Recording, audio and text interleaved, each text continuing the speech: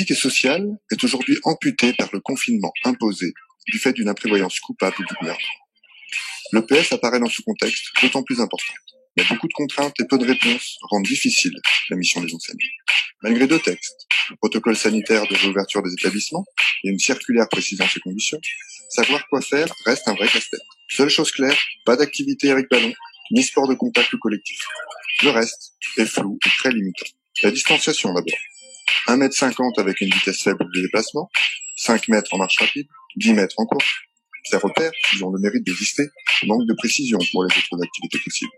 Les groupes peuvent compter jusqu'à 15 élèves, alors que le ministère des Sports pose la limite à 10 partout ailleurs. Et où pratiquer?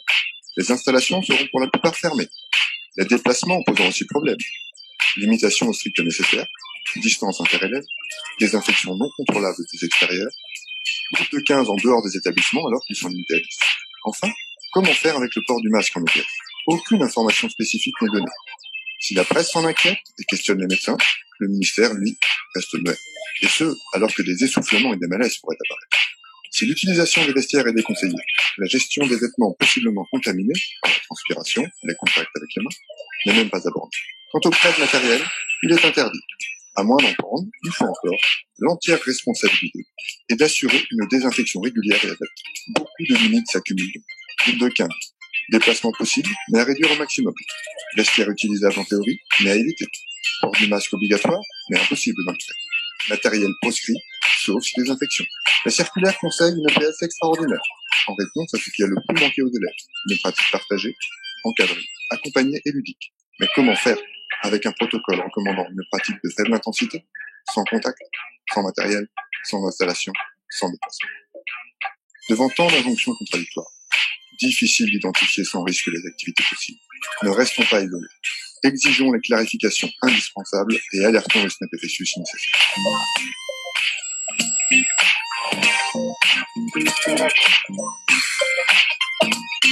Bon, bonsoir à toutes et à tous. Bienvenue donc sur le premier webinaire soirée de l'EPS sur EPS et déconfinement. Donc je vous propose qu'on commence, même si on n'a pas l'ensemble des participants qui est présent. Peut-être pour commencer, merci déjà à tous et à toutes de votre participation. Bon, on est à 350 inscrits. On a diffusé aussi l'événement sur les réseaux sociaux. Vous pouvez aller voir dans événements soirée de l'EPS sur le Facebook du SNEP FSU et partager l'événement pour qu'aussi on puisse diffuser autour de nous cette soirée-là et puis les interventions que l'on va pouvoir réaliser. C'est une intervention qui va être enregistrée et qui sera aussi mise à disposition sur notre site après la soirée. Nous, on interprète cette participation massive des collègues à la fois comme un moment d'inquiétude important dans ce contexte avec une inquiétude personnelle sur la santé des personnels et des enseignants, mais aussi des élèves, avec, on peut pas dire, des consignes très claires qui changent, qui évoluent. On y reviendra ensemble au cours de cette soirée. Mais c'est aussi une inquiétude importante pour notre discipline, avec un certain nombre de mesures ou de prises de position, ou de non-prises de position d'ailleurs aussi, le silence parfois assourdissant d'un certain nombre de personnes et du ministère qui forcément inquiètent sur notre discipline, sur son devenir, et bien entendu le dispositif 2S, 2C qui est vraiment au cœur de la tempête de nos inquiétudes, avec beaucoup d'ambiguïté et bien entendu nos 2 invités de ce soir y reviendront largement. Alors avec nous ce soir, on a sollicité 2 personnes. D'abord Benoît Hubert, qui est le secrétaire général du SNEP FSU, et ensuite Christian Couturier, qui est responsable du secteur éducatif du SNEP FSU. On a aussi avec nous ce soir dans les participants, vous voyez pas forcément là, mais qui sont des responsables nationaux sur un certain nombre de questions et qui sont organisés pour répondre en fonction des questions. Vous avez donc, comme je vous l'ai indiqué, la possibilité de poser des questions dans le chat. Et on a une équipe qui est organisée, qui lit l'ensemble de vos questions, qui les organise pour qu'on puisse les poser au cours de la soirée. On essaiera de faire en sorte que certains puissent parler, aussi s'exprimer. C'est pas forcément facile avec le nombre de personnes, mais l'idée est que vraiment on essaie d'apporter le maximum d'éléments et de réponses aux questions que la profession se pose. Et dans tous les cas, ces questions-là seront reprises ensuite et nous avons prévu d'organiser une foire aux questions où on apportera des éléments de réponse aux questions auxquelles on n'aurait pas eu le temps ou on n'aurait pas répondu dans la soirée. Voilà, sans plus attendre, écoutez, je pense que j'ai donné à peu près les éléments à la fois techniques et à la fois un petit peu de déroulé. J'y reviendrai dans la soirée. Je propose à Benoît donc du coup de commencer à prendre la parole. Benoît, en fait, moi j'aurais une question un peu à te poser pour lancer la soirée. C'est est-ce que tu peux nous faire un petit peu un tour d'horizon puisque tu as quand même enchaîné, on pourrait dire, un certain nombre de réunions en visio de façon régulière avec à la fois l'administration sur différents domaines aussi puisque tu es à l'FSU. Donc un petit tour d'horizon de la situation là, de où on en est, quels éléments on a, et autour de l'école essentiellement aussi. Quel est un peu toi ton regard?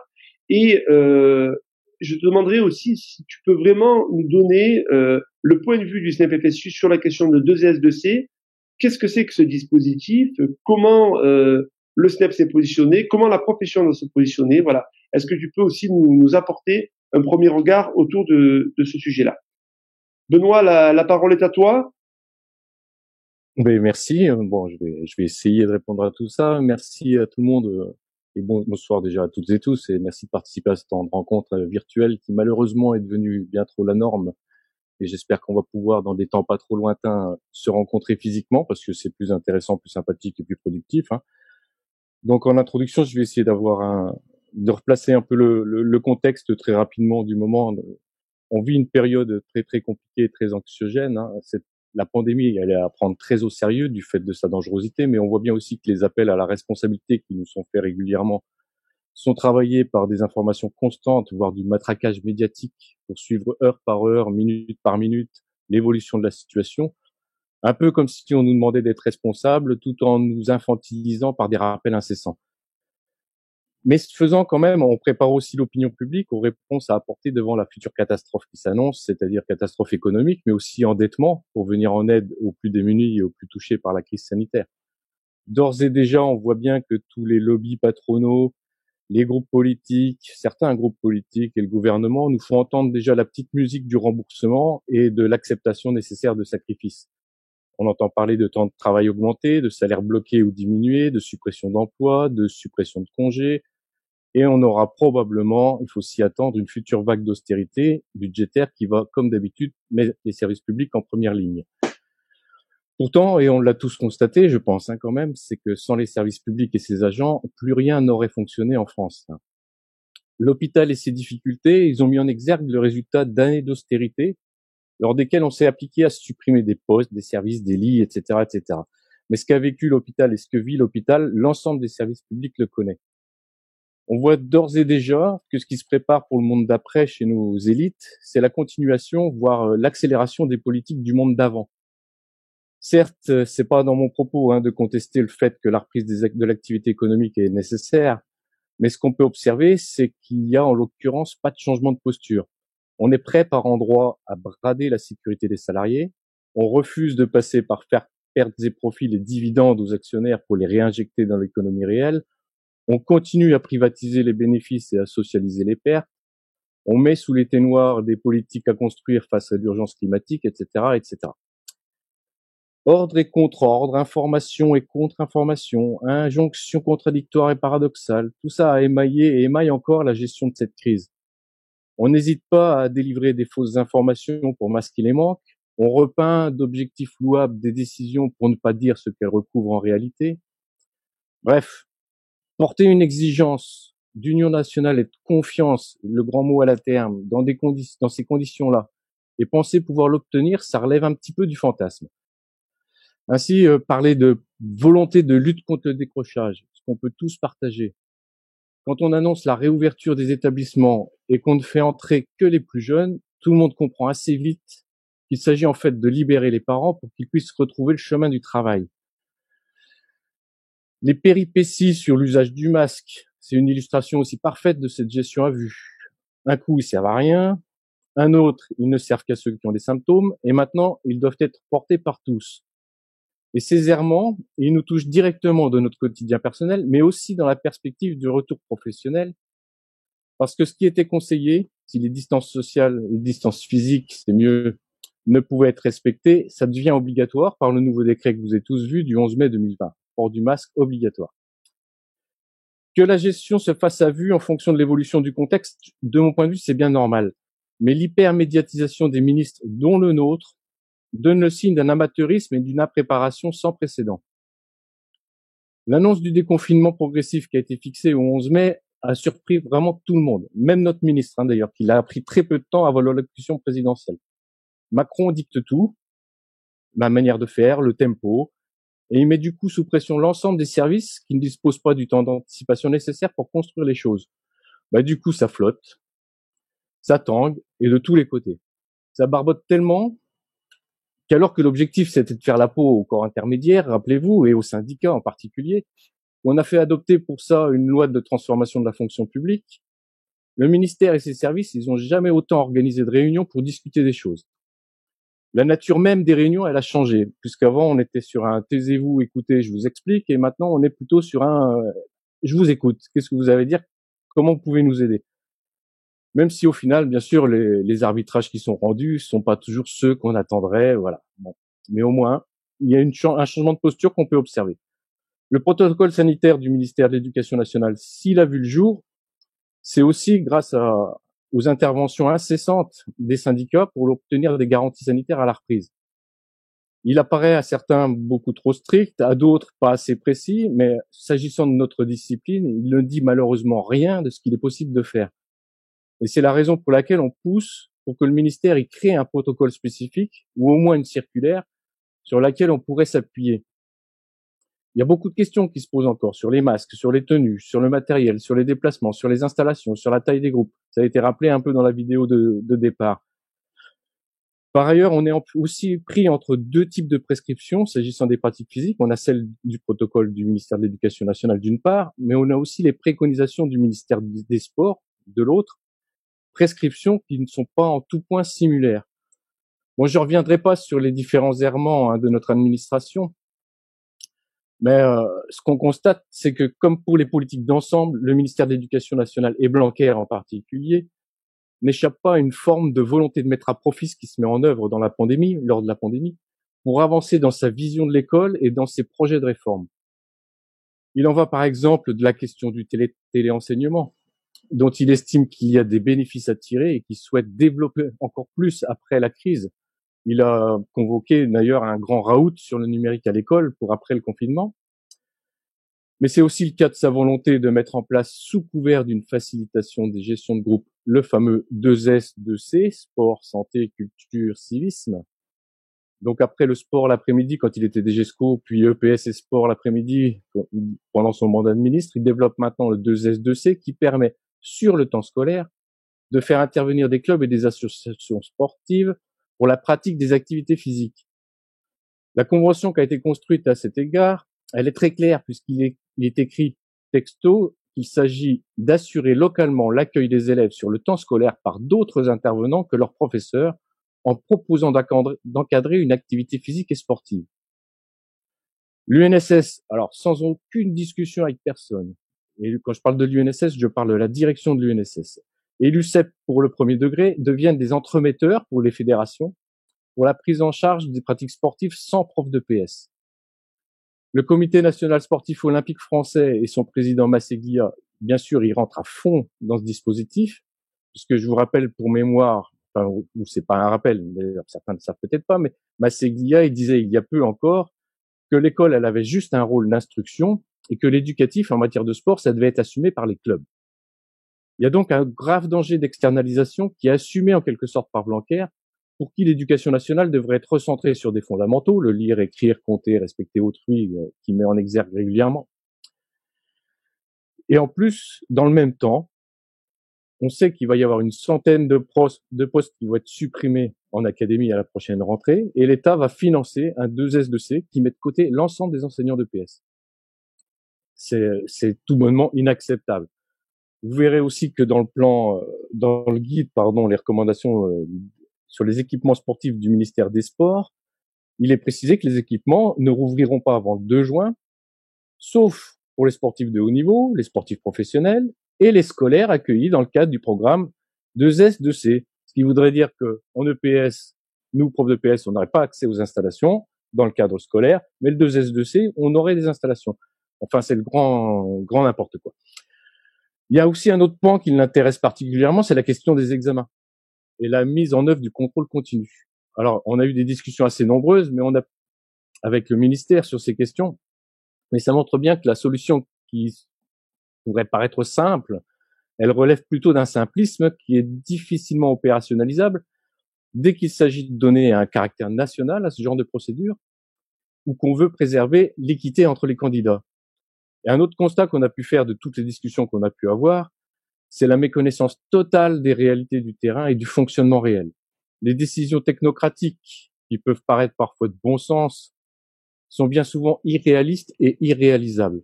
Et elles aboutissent bien souvent aussi à des usines à gaz, et on en connaît tous. Il y a donc un besoin dans la période d'une grande vigilance pour contrer tout recul ou toute attaque, tant au plan général qu'au plan de notre discipline, de la place et du rôle de l'EPS dans le système éducatif. Mais dans le même temps, là, on voit bien, et c'est la raison pour laquelle vous êtes aussi nombreux ce soir, je pense, on a un énorme besoin d'échanger sur les possibles. Qu'est-ce qu'on va proposer aux élèves dans cette phase de déconfinement?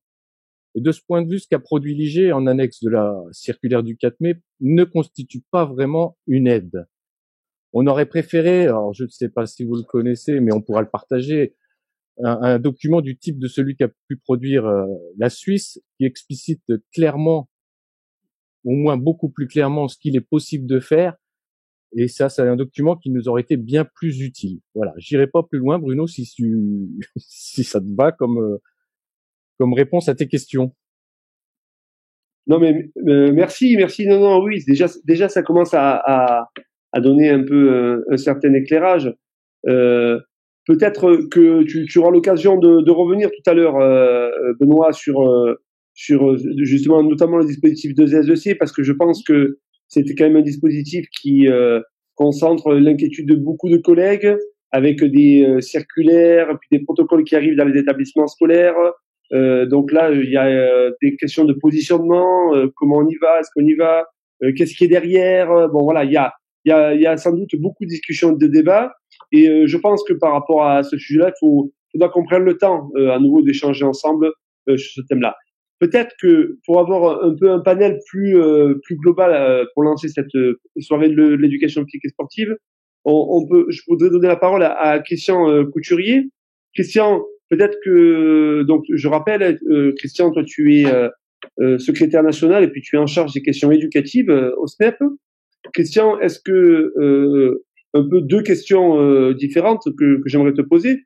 Toi, au niveau un peu par l'entrée plutôt secteur éducatif, qu'est-ce qui est de ton point de vue derrière un petit peu le dispositif de CS2C?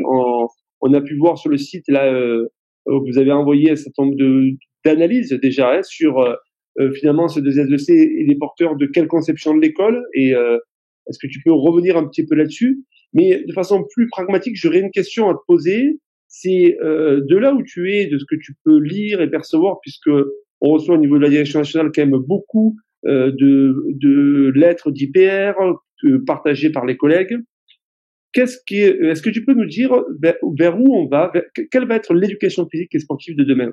Quand je dis demain, j'entends un demain de court terme, c'est-à-dire vraiment dans la semaine prochaine.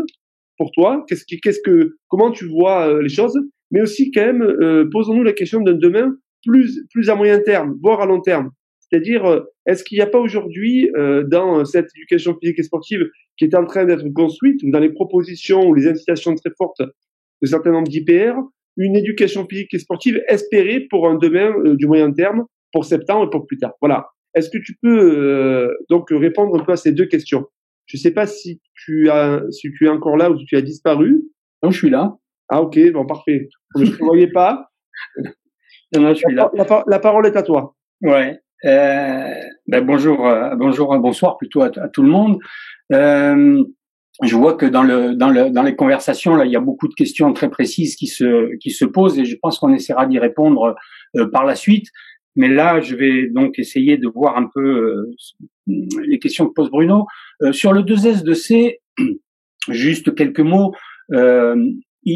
Cette idée, elle est née quand même, il faut le savoir, d'une première demande du secteur sport et du milieu associatif pour évidemment donner un coup de pouce aux activités qui ont été complètement annulées pendant toute une période, et donc il fallait bien que là-dessus l'État donne un certain nombre de garanties. Et ça a croisé effectivement je dirais le regard idéologique que Jean-Michel Blanquer a sur l'école, et comme l'a rappelé Benoît, qui consiste finalement à dire l'essentiel, c'est les fondamentaux, lire, écrire, compter, et ça c'est l'école, et le reste c'est du périscolaire ou c'est externalisé. Et donc c'est dans ce contexte-là que finalement ce bricolage-là s'est mis en place avec quand même de l'argent. 250 millions, si je ne m'abuse, qui ont été débloqués pour mettre en place ce système-là. Et le fait que dans le protocole, dans le protocole qui est proposé, il n'est absolument pas fait mention que ce 2S2C ne s'applique qu'aux primaires. Il s'applique théoriquement à l'ensemble des établissements scolaires, dans la mesure du possible. Donc ce système-là n'est pas appelé à ne vivre que dans l'école primaire, même s'il y en a certains qui le souhaitent, et y compris dans certains départements, c'est des choses qui se disent. Mais en fait, c'est pas du tout l'idée générale. Donc, on essaye d'instiller dans l'état de crise d'aujourd'hui des choses qui vont peut-être probablement, en tout cas si elles sont menées à bien, modifier passablement le système de l'école dans lequel on essaye de se projeter. Et donc de ce point de vue-là, oui, il y a plusieurs par rapport à la question que m'a posé Bruno. Il y a plusieurs demain. Il y a le demain tout de suite, il y a le demain un peu plus tard à la rentrée l'année prochaine, et puis il y a le demain encore un peu plus lointain. Et de ce point de vue-là, le rôle du SNEP, c'est d'être un lanceur d'alerte.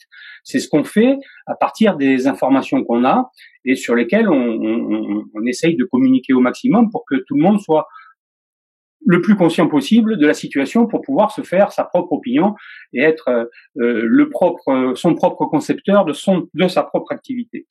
Donc voilà un petit peu ce que je voulais dire là-dessus. Et donc du point de vue de l'EPS,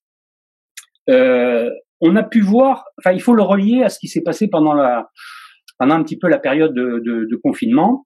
Et si on traduit un petit peu ce qui a pu se faire pendant cette période-là, où vous vous souvenez, Jean-Michel Blanquer a dit, a parlé de la continuité pédagogique, sur laquelle nous on a dit non, il n'y a pas de continuité, il y a rupture, et c'est justement cette rupture-là qu'il faut prendre en compte dans les propositions qu'on fait.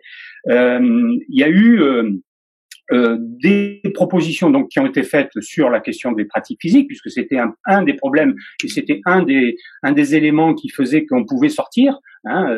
Donc tout le monde a reconnu le besoin de pratiques physiques, mais globalement, quand on regarde ce qui s'est fait, y compris en jetant un œil sur ce qui s'est échangé sur Internet, on voit que massivement il y a eu, dans le meilleur des cas, des activités qui tournaient autour de la musculation ou de l'entretien ou de la préparation physique générale.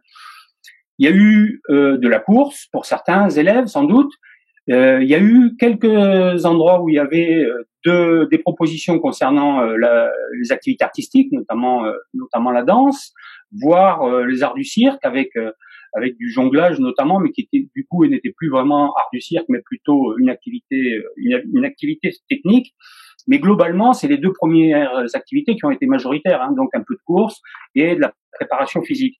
Et donc l'idée du déconfinement, ça va être de renouer avec non pas une éducation physique normale dans l'immédiat, puisque ça paraît impossible compte tenu de la manière dont le protocole est organisé, mais au moins de reprendre contact avec un certain nombre de choses, et donc de remettre les élèves sur le chemin d'une remobilisation physique et sur le chemin de reprendre contact avec la culture physique, sportive et artistique. Et donc, encore une fois, dans ce contexte-là, certains ont essayé de l'utiliser pour commencer à profiler l'éducation physique de demain. C'est-à-dire, ils prennent appui sur ce qui s'est fait pendant ce moment-là pour dire peut-être que ça peut profiler l'éducation physique de demain. Parce que bon, ils ont des points de vue idéologiques sans doute qui correspondent à cette chose-là. Et pour vous en convaincre, si j'avais besoin, je vais vous dire un extrait d'un courrier qui a été envoyé par l'administration auprès de collègues dans une académie, qui dit la chose suivante. Bon, nous sommes dans une phase transitoire où les contraintes viennent questionner la discipline, les conditions de sa mise en œuvre, la pratique et la prise en compte des élèves et de leurs besoins, les contenus d'apprentissage, la place du corps, l'autonomie de travail, etc., etc. Bon, ok. Lorsque nous reviendrons à une situation normale, nous gagnerons à capitaliser les expériences, que ce soit en termes d'adaptation à une situation de crise, ce qui est peut-être une bonne chose de capitaliser pour se dire la prochaine fois, si jamais ça arrive, voilà ce qu'on pourra faire, mais aussi, qui dit, à une situation de crise, mais comme en termes, je prends les phrases exactes, comme en termes de compréhension renouvelée de l'EPS, de sa définition, de ses enjeux et de ses pratiques. Donc, qu'on le veuille ou non, je dirais que le futur, il est déjà présent dans le quotidien et dans la manière dont aujourd'hui l'administration peut interagir avec nous. Mais c'est là qu'il faut être, il faut avoir un petit peu d'espoir. La phrase que j'ai citée ne cite pas dans quel sens ça pourrait aller. Et donc, on peut rebondir dessus, voire s'appuyer dessus pour dire, voilà le sens dans lequel nous, on souhaiterait aller, c'est-à-dire vers une éducation physique qui soit une véritable porte d'entrée pour la culture physique, sportive et artistique. Alors, face au déconfinement, et à travers ce qui a déjà pu s'échanger, il y a eu plusieurs attitudes qui ont déjà été, bien identifiées à travers des gens qui compte tenu de la crise, compte tenu des conditions dans lesquelles elle va se faire, et compte tenu du fait que ça sera sur volontariat des familles, et que dans le meilleur des cas, ça se traduira par pour chaque élève une dizaine de jours réels d'école d'ici les vacances, qui ont dit nous on veut pas jouer, on fait rien, on n'est pas dans ce contexte-là, et donc une reprise ou de l'éducation physique est impensable. Alors c'était une posture.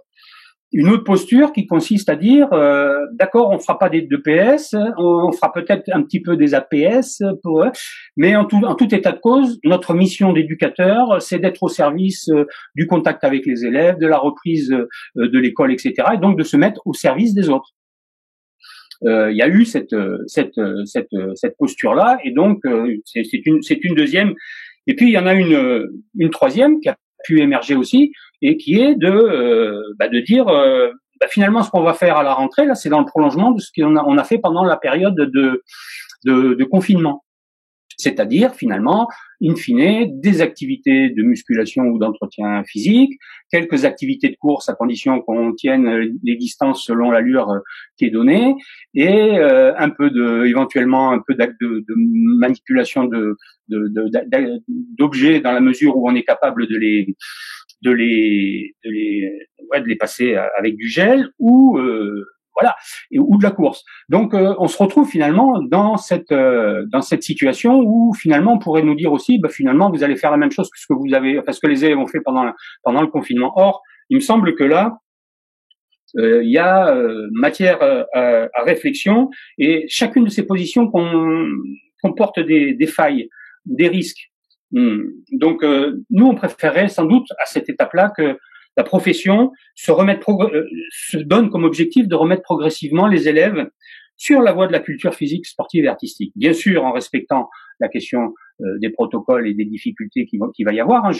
On pourra y revenir par la suite. Mais tout le problème donc réside dans ce progressivement. Et c'est là que il y a une difficulté à donner en tout cas une impossibilité même à donner des positions strictement nationales et pour tous, c'est que la diversité des cas et la diversité des établissements va être très très complexe entre un établissement qui par exemple le chef d'établissement va proposer un 2S, 2C pour faire des animations, etc. Ceux qui ont des installations intramuros, ceux qui n'ont pas d'installations intramuros, etc., etc. Eh bien les configurations vont être différentes et donc les démarches vont être différentes. Donc voilà pour le tour d'horizon en tout cas des problèmes qui se posent et le fait d'avoir en tête que comme l'a dit Benoît, j'y réinsiste, c'est une situation un petit peu c'est une situation qui est risquée pour l'éducation physique, non pas peut-être pas pour le très court terme, mais pour le moyen terme et le long terme, on pourra sans doute y revenir. Je sais pas où j'en suis, si c'est trop long, Bruno, tu me le dis. Tu peux continuer encore un petit peu, Christian. Ouais. De toute façon, on va relancer parce qu'il y a pas mal de questions. Ouais, je vois. Alors, non, mais je vais terminer en disant que pour l'immédiat, en tout cas, il y a une chose qui est sûre, c'est que le protocole, il s'applique.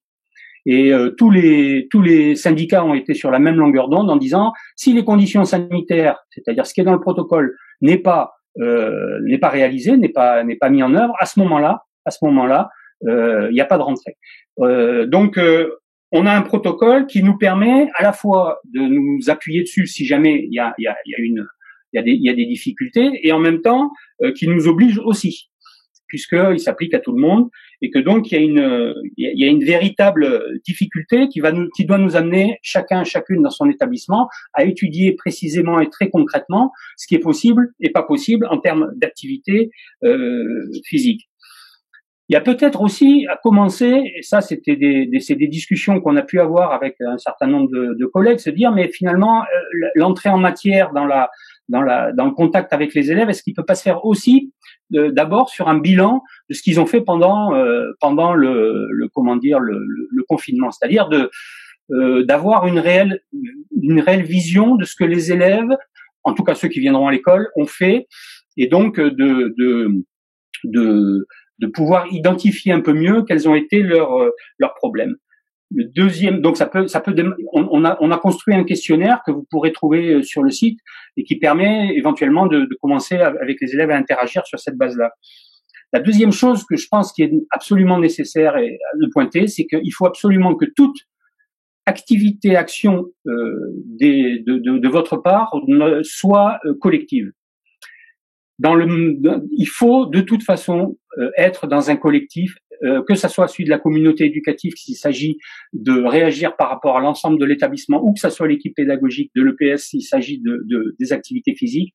Je crois que il faut absolument se dire je fais rien tout seul dans mon coin, je m'entoure, on travaille en collectif parce que il y a une nécessité de pouvoir dans ce contexte-là de pas être seul face à l'administration.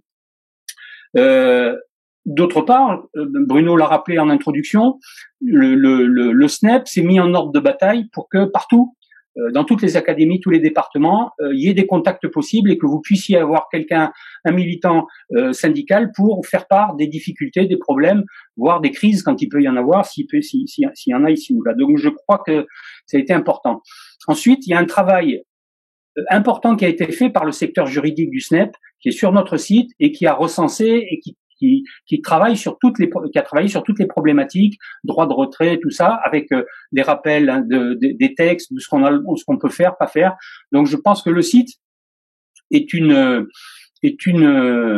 ressource de ce point de vue-là et une réponse déjà à certaines des questions qui ont été posées dans le chat. Donc je pense qu'il faut aller le voir. Et enfin, bon, là, je vais sortir un petit peu de mon rôle de syndicaliste et peut-être d'être plus sur ma fonction d'enseignant et de prof de PS. C'est que les élèves, manifestement, pendant le confinement, ils ont manqué de nature pour un très grand nombre. Ils ont manqué de jeux. Et dans le temps et dans l'espace qui nous reste avant les vacances, Vous avez peut-être vu sur Eduscol des documents qui essayaient de nous faire un certain nombre de préconisations en relation avec les programmes scolaires. Franchement, moi je me dis à cette étape-là, il y a autre chose à faire et peut-être essayer plutôt de se centrer sur le plan éducatif, qu'est-ce qui me paraît essentiel dans la situation concrète de mon établissement demain matin. Et sans exagérer outre mesure, je terminerai en disant que peut-être un peu de légèreté ne fera de mal à personne après 2 mois de guerre, pour parodier le discours de Macron. Donc les élèves, le confinement a été l'ordinaire des enfants et des collègues pendant toute cette période-là. Essayons de donner aux élèves, dans la mesure du possible évidemment, un peu d'extraordinaire, même si je sais que c'est difficile et que ça va être compliqué, mais je pense que là, voilà, pour terminer, un petit peu de légèreté ne nous fera pas de mal. Si la question du plaisir de repratiquer est essentielle, voilà, il faudra pas la brader. Merci Christian et Benoît de vos interventions. Donc on a pas mal de questions qui sont posées dans le chat. Alain, peut-être un certain nombre de questions arrivent sur les questions plutôt réglementaires. Je te donne la parole. Oui, alors on a pas mal de questions là. Vous m'entendez tous? Oui, c'est bon. Donc on a pas mal de questions sur la question évidemment du port du masque en EPS, qui est une vraie problématique, et tout ce qui est question d'activités qu'on pourrait faire ou pas faire. Alors le badminton, le tennis de table, quelles sont les conditions pour les pratiquer, et tout ce qui relève un peu de la désinfection du matériel. Donc voir si on peut avoir quelques réponses là-dessus. Alors, normalement, j'ai mis Jean Faymandy, qui est du secteur juridique en audio, donc il devrait pouvoir s'exprimer sur ce sujet-là. La question qui nous est posée, c'est la question, il y a un protocole et il faut appliquer tout ce protocole, rien que ce protocole. Et donc, en fonction de ce qui va être écrit dans le protocole, qui doit être présenté, enfin c'est la bataille que l'on mène, les syndicats de la FSU notamment et le SNEP, pour que les conseils d'administration soient réunis afin que soit présenté le protocole. Eh bien ce protocole, ce qui sera dedans, ça deviendra la règle commune à strictement respecter. Donc nous, on en a parlé cet après-midi avec Jean-Paul pour préparer un peu cette période de ce soir là. Il est hors de question d'inviter les collègues à déroger à ce qui sera dans le protocole, parce que s'il y a dérogation, les parents il faut bien qu'on en soit conscient. Les parents vont connaître les questions du protocole. Et si à un moment donné, les enfants reviennent chez eux en disant ouais, regardez, avec le prof de PS, c'est vachement sympa, en fait, on a pu déroger à ceci, à cela, etc. Là, la responsabilité du professeur de PS sera mise en évidence, sera mise en cause, même si l'État se substituera de toute façon à ce qui pourra être considéré comme une faute, mais l'État pourra ensuite éventuellement se retourner contre l'enseignant pour lui faire sa peau ou autre chose. Donc nous, c'est ce qui va être dans le protocole, qui doit être bien approprié par tous les collègues, et c'est dans ce cadre qu'il faut qu'ils essaient, c'est un peu ce que Christian a évoqué, quel est le champ du possible, en essayant, certes avec cet esprit de légèreté, mais la légèreté ne veut pas dire de prendre toutes les libertés que l'on aimerait bien prendre, parce que à l'instant T où on parle aujourd'hui, c'est pas ce qui nous est demandé, et il serait déraisonnable qu'on puisse inviter des collègues à faire ceci ou cela. Alors sur la question du protocole, le protocole, il faut savoir, est-ce que le protocole, il a une durée qui est liée à la question de l'état d'urgence sanitaire, c'est-à-dire est-ce qu'il est là, ou est-ce que, mais c'est Christian l'a évoqué, le protocole ne doit pas être dissocié de ce qui se passera à la rentrée si un certain nombre de règles perdurent, on peut imaginer que soit le protocole perdurera pour tout ou partie, et là-dedans, c'est comme tout le reste qui a été dit sur les contenus de l'EPS, ce protocole, il peut avoir des effets totalement réducteurs sur les possibilités que donne le champ de la pratique des APSA avec, comme l'a dit Christian, porte d'entrée à la culture physique, sportive et artistique. Donc, enfin, il faut rappeler que les conseils d'administration n'ont pas vocation à voter les protocoles. Les conseils d'administration vont être informés du protocole. Il pourrait y avoir éventuellement des demandes, si les enseignants le souhaitent, d'améliorer le protocole qui serait voté, mais je ne sais pas si ça sera possible dans les établissements. En tout cas, moi, je rejoins l'idée fondamentale qu'a évoquée Christian, c'est que la chose qu'il ne faut absolument faire, c'est jouer collectif sur toutes les questions. Oui, Jean. Alors, peut-être parce que on a plusieurs personnes qui souhaitent revenir sur la question de 2S2C, donc on va se réorganiser un peu pour essayer de un peu séparer les questions. Avant de revenir sur 2S2C, il y avait Benoît Hubert qui souhaitait interagir. Donc, Benoît, je te donne la parole. Comme tu dis, et puis ça va s'adresser un petit peu à Jean. Je pense qu'on est dans un flou artistique sur la question du masque. Va falloir absolument que le ministère nous réponde là sur la question, parce que le port du masque en activité physique, il y a de nombreux médecins qui nous ont expliqué que c'était dangereux. Voilà, qu'il y avait un phénomène de dangerosité à porter un masque en activité physique. Donc, il y a cette question-là, mais ce que dit Jean est totalement vrai sur l'application stricte du protocole. Mais entre-temps, et comme on est sur les sables mouvants, on a quand même le décret du 11 mai le 2020, 548 de mémoire, quelque chose comme ça, qui dit clairement le port du masque est obligatoire en présence d'élèves et avec les élèves. Donc, d'un côté, on a le ministère qui nous dit si les distanciations physiques sont respectées, pas besoin de masque, et de l'autre côté, on a un décret qui, de mon point de vue, est supérieur en termes de hiérarchie des normes, voilà, qui nous dit port du masque obligatoire. Donc, il faut absolument qu'on arrive à sortir de ce truc-là pour que vraiment on puisse nous dire si oui ou non on doit ou on peut porter un masque, enfin, suivant les conditions. Après, juste une chose par rapport au vote en CA, on ne vote pas effectivement, et Jean a raison, les protocoles sanitaires, mais ce qu'on vote en CA, ce sont les protocoles d'accueil qui ont été construits par les équipes. Voilà, c'est ça que tous les établissements travaillent, sur un protocole d'accueil des élèves, les conditions dans lesquelles ils vont être reçus dans les établissements. C'est ça qu'on vote. Moi, il y a une question très pragmatique. Hein. C'est par exemple, est-ce que on peut demander au professeur de PS de nettoyer le matériel? Parce que ça, c'est pas spécifié. Qui nettoie le matériel? Comment on s'organise sur ces questions-là? Il y avait des questions aussi un petit peu de collègues qui se demandaient, mais alors, est-ce que si je fais tennis de table, est-ce que comment je peux organiser le tennis de table? On a vu passer aussi dans le chat certains qui demandaient sur le badminton, si on avait vraiment des volants très différents, est-ce qu'ils pouvaient quand même malgré tout jouer? Bon voilà. Est-ce que vous pourriez apporter quelques éléments de réponse? Alors, je m'adresse en particulier peut-être à Christian, mais aussi à Jean, d'un point de vue plutôt réglementaire, voilà, sur des aspects statutaires. Est-ce qu'on peut obliger les enseignants de PS à le nettoyer? J'ai été moqué pas mal quand j'ai parlé du badminton ou du tennis de table, c'était quelque chose d'envisageable. Moqué par des collègues d'ailleurs.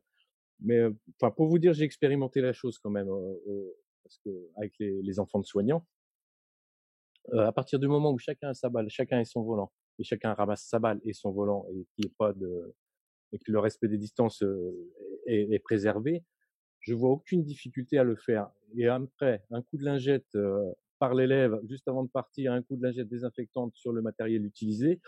Voilà, pour moi, c'était suffisant. Seulement, la problématique, c'est que le protocole, il est très strict de ce point de vue-là. C'est-à-dire qu'il ne conçoit l'activité comme ça que si l'élève amène son propre matériel personnel. Et donc là, c'est un phénomène bloquant quand même. Donc, c'est tout ce que je voulais dire là, pour le coup. D'abord, je rappelle qu'il y a eu, pour aller d'abord dans le sens de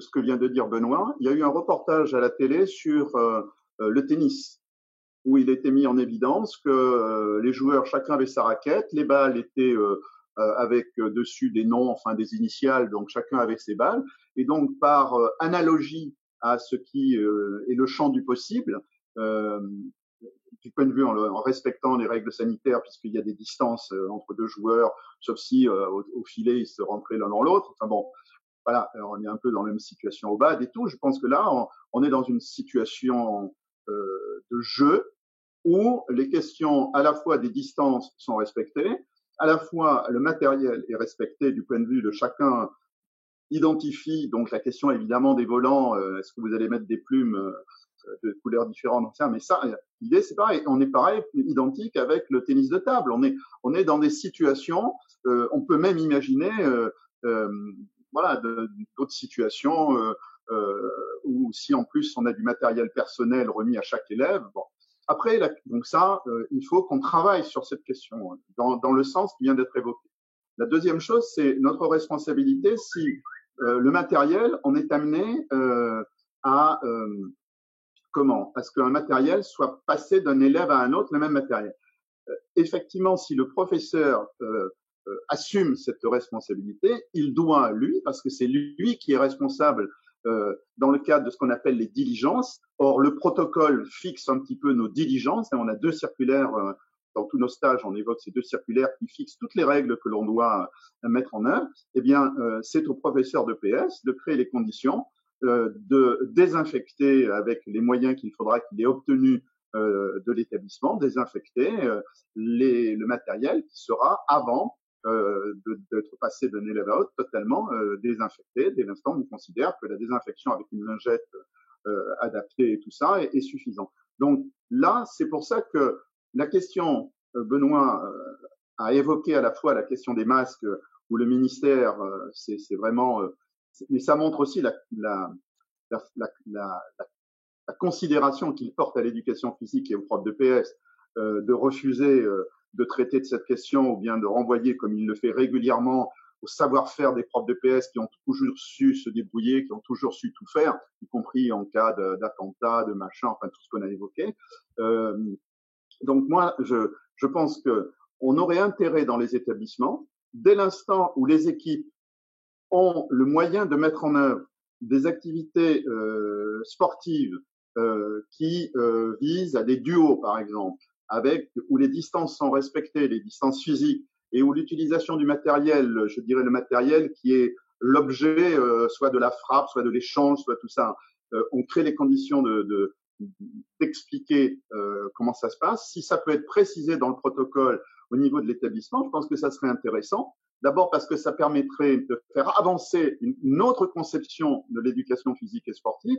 Et puis, si le chef d'établissement, parce que les pleutres, les faux culs, tout ça, on va en avoir, on va dire, maintenant, il faut que les autorités au-dessus se prononcent sur voilà la proposition qui est faite, voilà les règles d'utilisation pour le respect des règles sanitaires qui sont strictement respectées. On vous demande de nous faire la démonstration des raisons pour lesquelles c'est impossible. Et alors évidemment, s'il y a une interdiction, tant qu'il n'y a pas l'autorisation, on ne fait pas. Mais dès l'instant où il y a une autorisation, on fait en respectant les règles sanitaires pour la question du matériel. Mais c'est le professeur de PS, on ne va pas demander ni aux élèves de le faire, ni à un autre personnel de le faire.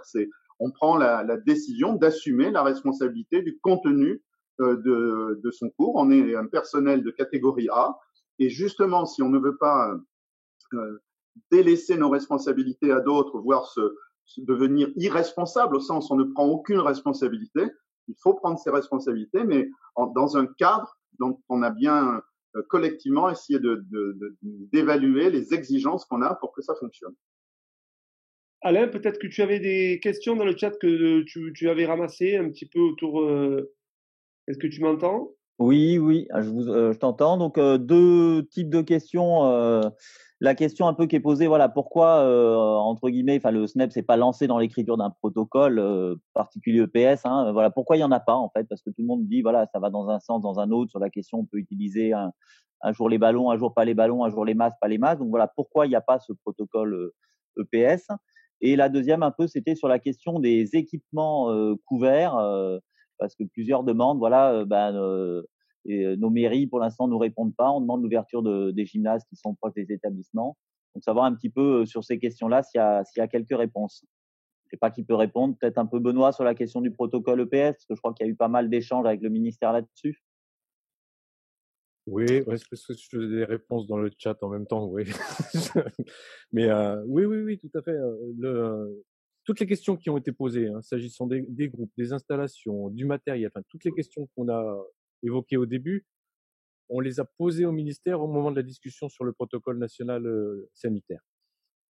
La seule réponse que j'ai pu avoir, c'est Blanquer qui m'a dit, je suis tout à fait d'accord avec vous. Point. Et donc, on voit que derrière, ils n'écrivent rien. Mais je pense qu'honnêtement, ils n'écrivent rien parce qu'ils ne veulent pas se mettre en difficulté au cas où. Et puis, il faut savoir aussi que c'est pas le ministère de l'Éducation nationale seul qui produit ce protocole. C'est ce qu'ils appellent la task force. Hein. C'est le ministère des Armées, le ministère de l'Éducation nationale. Il y a tous les ministères là-dedans dans une task force et le ministère de la Santé qui pilote essentiellement le tout. Donc, s'ils n'écrivent pas, je pense que c'est parce qu'ils ont des craintes, lesquelles j'en sais rien, parce que de toute façon, avec le 2S2C, de toute manière, tout ce dont ils ont peur pourrait survenir. Donc, voilà, souci. Après, sur les installations sportives,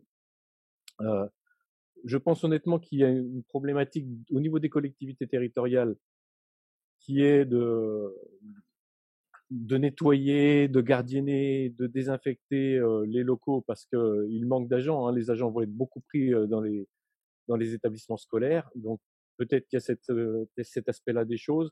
Après, par facilité, parce que je vois pas ce que c'est d'autre que ça, par facilité, le ministère des Sports qui interdit. Mais bon, quand on voit que c'est ouvert pour d'autres, il n'y a pas de raison que ça puisse pas être ouvert pour quelques séquences EPS dans la journée. Et donc, je pense qu'il faut faire un peu le forcing au niveau des collectivités territoriales pour demander à ce que sur les créneaux scolaires, il puisse y avoir des temps d'ouverture des installations sportives. Bruno? Vas-y, Jean, vas-y. Oui, je voudrais rajouter une chose importante par rapport à ce que vient d'expliciter Benoît. C'est que la ligne générale du gouvernement dans cette période, notamment sous la pression des élus locaux, mais paradoxalement aussi pour des raisons de se déresponsabiliser, ils ont décidé de dégager leurs responsabilités en chargeant les maires, les chefs d'établissement de faire à la place, c'est-à-dire de prendre localement des décisions pour en fait les engager eux et pas engager l'État. Alors évidemment, c'est toujours le même discours, c'est de dire il y a tellement de variétés de situations, c'est le local qui doit décider. Et la réaction des élus, des maires notamment, a été on veut bien, puisque c'est en clair, ils l'ont demandé, mais on ne veut pas assumer les conséquences s'il y en a d'eux. Et c'est pour ça que l'on a fait exactement, on vient de faire avec la loi qui a été validée par le Conseil d'État lundi soir, on vient d'adopter, il y a un article de la loi là qui concerne les élus, et cet article de la loi, je vais faire référence, il reprend la philosophie d'un article du statut général des fonctionnaires, l'article 11 bis A. Je vais vous donner l'essentiel pour que vous compreniez ce qu'il y a dedans. En clair, les maires veulent bien être responsables, mais pas coupables. C'est exactement ce qui s'est passé avec l'affaire du sang contaminé.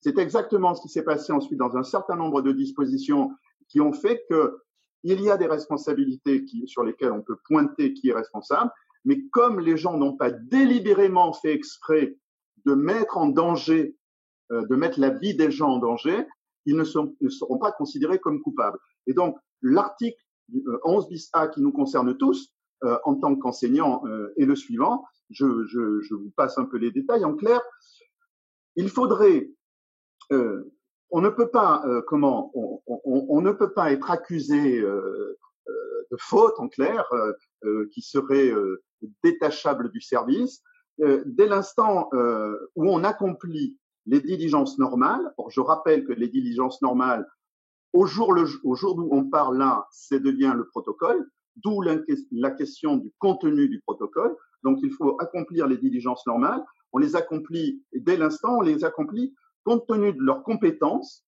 donc nos compétences, du pouvoir et des moyens dont ils disposent. Et la fin est intéressante. ainsi que des difficultés propres aux missions que la loi leur confie. Donc ça veut dire que, par exemple, quand on se retrouve dans des situations plus difficiles ici que d'autres, c'est une situation qui est prise en compte pour considérer que l'enseignant, il a fait au mieux de ses compétences, du pouvoir qu'il avait,